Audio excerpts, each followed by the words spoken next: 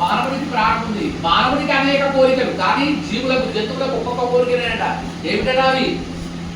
అదా గప్పేన గచ్చదము పురంగ మాతాంగ మతాంగ బృంగమీన హతాం పంచరేవా వపంచికే.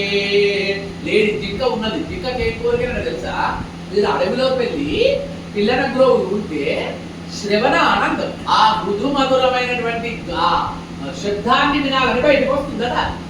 చూడండి, ఆ శబ్దం కోసం అది బయటకు వస్తుంది. రాగానే బోయవాడు ఏం చేస్తాడు? వల వేస్తాడు, దాన్ని పట్టుకొని పోయి చంపేస్తాడు.